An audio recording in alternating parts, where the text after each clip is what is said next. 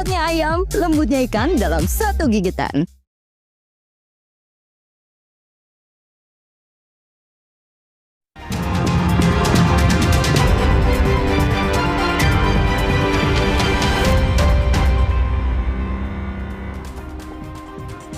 Saya Tifal Solesa melanjutkan Kompas Petang, Saudara.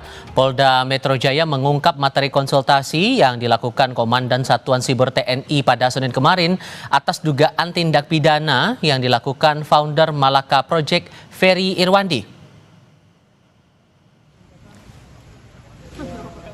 Wakil Direktur Siber Polda Metro Jaya AKBP Vian Yunus menjelaskan dugaan tindak pidana yang dikonsultasikan pihak TNI adalah dugaan pencemaran nama baik terhadap institusi yang dilakukan Ferry Irwandi. Lebih lanjut, Vian menjelaskan pihaknya telah menyampaikan kepada otoritas TNI soal putusan Mahkamah Konstitusi yang melarang institusi untuk melaporkan dugaan pencemaran nama baik. Sehingga mengutip putusan MK itu, maka laporan harus dibuat atas nama pribadi. Mungkin ada hal-hal lain?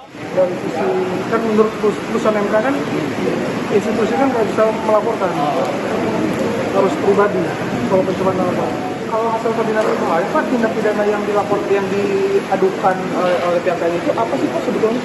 Kan itu Pak kalau tindak pidana yang pencemaran nama baik, ya. Terhadap institusi atau terhadap seorang institusi? Korbannya saya mau ya. Institusi aja. Institusi ya. Sebelumnya pada Senin sore, Mabes TNI melaporkan temuan dugaan tindak pidana yang dilakukan founder Malaka Project sekaligus pemengaruh atau influencer Ferry Irwandi ke Mapolda Metro Jaya Jakarta Selatan. Secara khusus, Komandan Satuan Siber TNI, Brigjen Juwinta Omboh Sembiring, mengungkit soal algoritma yang diungkap Ferry via akun media sosialnya. Untuk itu, menurut Juwinta, pihaknya sudah berupaya menghubungi Ferry, namun tidak bisa dihubungi. Hasil dari patroli cyber terdapat kami temukan beberapa fakta dugaan tindak pidana yang dilakukan oleh saudara Ferry Irwandi, sehingga atas dugaan tindak pidana tersebut kami akan melakukan langkah-langkah hukum. Oh, nanti dong, itu kan nanti kan ada penyidikan. Nanti biar kita lanjutkan. Saya pikir itu dulu saja. Nanti saja, kita nggak bisa. Kami coba handphonenya mati nggak bisa, staf saya hubungi, saya coba konsultasi karena dia berbicara masalah algoritma dan lain-lain. Saya sebagai Dandat Cyber juga memiliki hal seperti itu. Saya coba kontak, staf saya suruh tidak bisa. Itu aja. Terima kasih. Menanggapi ancaman pidana yang akan dilaporkan TNI ke polisi, founder Malaka Project Ferry Irwandi menyatakan kesiapannya menghadapi segala proses hukum yang ada. Perihal dirinya yang tidak bisa dihubungi pihak TNI, Ferry mengaku aneh karena nomornya masih bisa diakses pihak wartawan. Dalam pernyataannya, Ferry juga menegaskan dirinya tidak akan terintimidasi oleh laporan itu. Dan soal tidak bisa dihubungi, saya juga tidak mengerti. Semua wartawan bisa sangat mudah menghubungi saya walaupun nggak pernah minta nomor saya. Dan nomor saya juga udah tersebar di mana-mana. Dan saya harus konfirmasi pesan atau apapun nggak pernah sampai ke saya. Jadi itu aja sih. Dan kalau misalnya tindakan ini dianggap bikin saya takut, khawatir, cemas, tidak Pak. Saya akan jalani, saya nggak akan play victim, rengek-rengek, tidak gitu. Kalau memang mau diproses hukum, ya ini kan negara hukum, kita jalani bersama gitu. Menanggapi temuan dugaan tindak pidana terhadap Ferry Irwandi, aktivis HAM Usman Hamid menyebut tindakan TNI sudah di luar tugas pokoknya sebagai penjaga keamanan negara. Mengenai ancaman siber yang diselidiki TNI, seharusnya menurut Usman adalah ancaman terhadap pertahanan, sehingga ia menilai tindakan TNI yang melaporkan Ferry adalah bentuk ancaman kebebasan berekspresi. Saya kira tindakan itu adalah tindakan yang tidak sepatutnya dilakukan karena berada di luar tugas pokok dan fungsi dari TNI. TNI itu adalah alat negara untuk melaksanakan kebijakan di bidang pertahanan, bukan urusan keamanan dalam negeri, bukan urusan tindak pidana seperti yang mau diarahkan pada Ferry Irwandi. Kalaupun kita mau berbicara tentang ancaman cyber, seperti yang dimaksud oleh Komandan Satgas Cyber Mabes TNI, maka ancaman cyber yang dimaksud adalah ancaman cyber pertahanan atau cyber defense, bukan ancaman cyber segala ancaman. Kalau begini caranya, ini namanya ancaman terhadap kebebasan berekspresi. Meski baru bersifat konsultasi, Mabes TNI menegaskan tetap akan melakukan upaya hukum terhadap Ferry Irwandi berdasarkan temuan sejumlah fakta atas dugaan tindak pidana. Lalu tepatkah langkah TNI ini dan apa dampaknya terhadap kebebasan berekspresi bagi masyarakat sipil? Kami diskusikan ini bersama mantan Kepala Badan Intelijen Strategis Soleman Ponto dan bergabung pula bersama kami peneliti senior Posdem Ferry Amsari. Selamat sore dengan Tifal, semuanya apa kabar? Selamat sore. Terima kasih semua sudah bergabung bersama kami. Bung Ferry, begini, walaupun kemudian konsultasi dari pihak TNI merasa ada dugaan tindak pidana di situ, kalaupun kemudian dari institusi akan melaporkan secara hukum, prosedurnya harus gimana? Ya, pertama aneh juga ya, kepolisian merasa terancam dengan apa yang disampaikan oleh Ferry Irwandi. Sepertinya militer kita ya terancam dan melaporkan melalui pihak kepolisian. Menurut saya memang TNI juga perlu membaca Undang-Undang Dasar ya, bahwa warga negara Indonesia itu dijamin haknya untuk berpendapat. Nah, kalau pendapat saja kemudian dianggap sebagai kriminal, itu kan juga aneh. Apalagi perlu dipahami bahwa Ferry Irwandi itu kan menyebarkan informasi.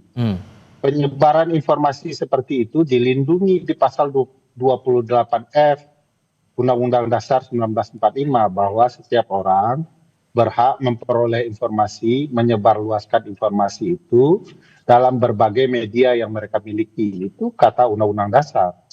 Apalagi saya sepakat dengan pernyataan Bang Usman Hamid tadi bahwa tugas pokok TNI ada di pasal 30 Undang-Undang Dasar 1945, yaitu dalam ruang pertahanan negara.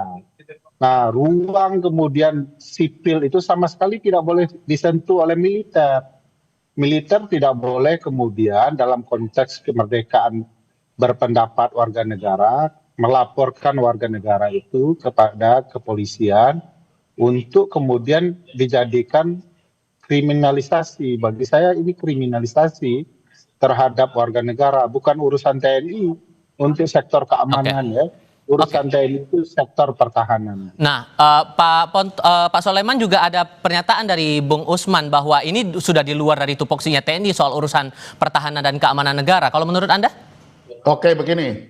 Saya pertama dulu sepakat dengan Pak Ferry Amsari bahwa untuk menyatakan pendapat itu adalah hak segala bangsa, hak segala orang. Ya. Namun pertanyaannya pendapat yang bagaimana yang boleh disampaikan? Kalau pendapat ini dapat mengakibatkan bercerai-berainya bangsa ini, apakah iya boleh? Yang pertama, kalau pendapat itu mengandung fitnah, apakah itu boleh? Nah, kan itu pertanyaannya. Nah, TNI sekarang ini yang dia sampaikan itu karena merasa difitnah. Dengan apa? Ini saya baca. Karena kebetulan saya juga mencatat beberapa pernyataan dari Ferry ini. Yang pertama ya, tanggal 28 Agustus Instagram. Yang ditulis Ferry itu apa? Panjang sejarah, darurat militer selalu hadir dengan janji menstabilkan keadaan. Tapi faktanya kebebasan sipil dibatasi, oposisi ditindas, media disensor. Tanggal 28. Tanggal 29. Benar itu. Bentar, tanggal 29. 2004 ditulis lagi. Jangan sampai negara ini jatuh pada darurat militer. Kalau sampai terjadi, kebebasan sipil akan hilang dan kekuasaan penuh ada di tangan mereka yang memegang senjata. Tanggal 31, update terkini. Darurat militer hari ini bisa kita cegah. Terima kasih kerja keras dan kerjasama. Baik. Tanggal satu lagi. Tanggal 5 September, Instagram, darurat militer hari ini bisa kita cegah. Terima kasih atas kerjasama. Baik. Pertanyaan saya, apakah ada kerja darurat militer? Oke. Nah, itu masalahnya. Pertanyaan saya juga yang disampaikan Ferry itu fakta sejarah, kebenaran opini, kebenaran pendapat. Di mananya pernyataan Ferry itu menyebabkan pecah belah negara ini? Nah, darurat mana yang disebut pelanggaran pertahanan itu? Loh, kan tidak ini bisa. kan pernyataan-pernyataan konyol. Misalnya pernyataan Ferry bahwa darurat militer itu akan menyebabkan militer akan lebih dominan dan itu sangat berbahaya. Itu benar. Kajian konstitusi mengatakan itu benar, gitu ya. Militer itu bahkan tidak boleh bersentuhan dengan ruang sipil. Urus kalau ada serangan dari luar ke dalam. Kalau kemudian soal kedudukan sipil, kedaulatan sipil, nggak boleh militer ikut campur. Kalau nggak kacau negara ini.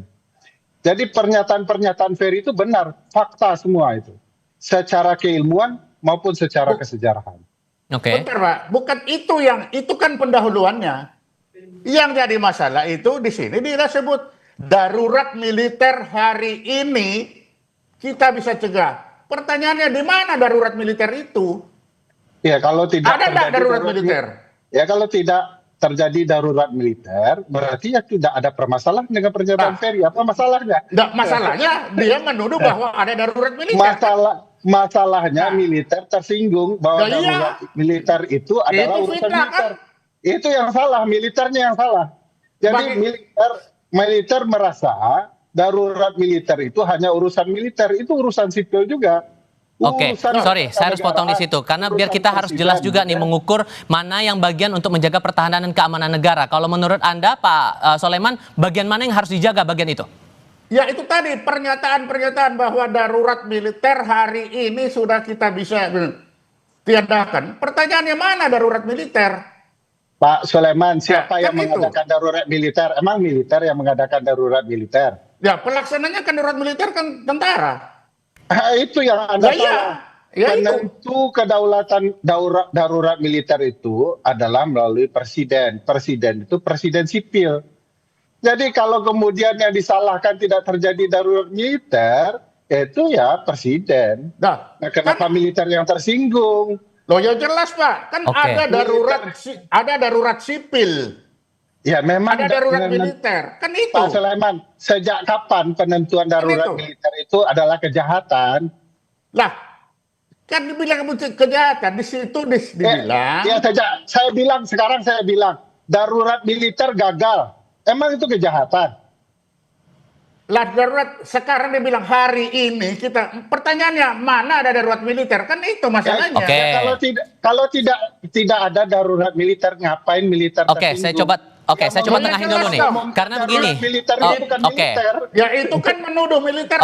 Gini, Pak Soleman, karena kan dugaannya kan dugaan pencemaran nama baik, tapi pada akhirnya kan menjaga.